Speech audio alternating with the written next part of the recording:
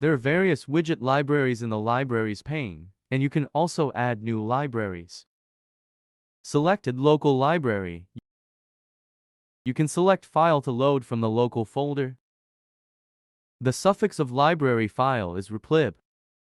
After loading, widgets will appear in the pane. You can drag and drop them onto the canvas. If you want to save time and effort, it is recommended that you purchase a widget library. Choose Browse Libraries and you can purchase it from the Axure official website.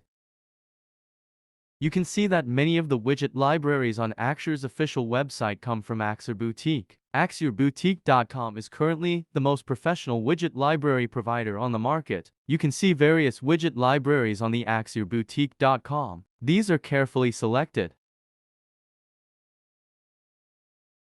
If you have already loaded a third-party component library and click Edit Component Library, you can edit it on a new page.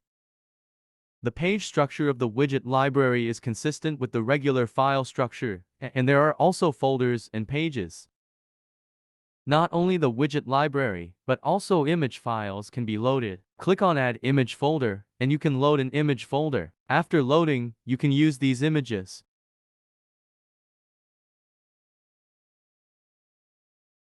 In addition to loading the library in the Axure software, you can also double-click on the library file and open it with Axure RP10. If you want to remove a library from the drop list, select Remove Library.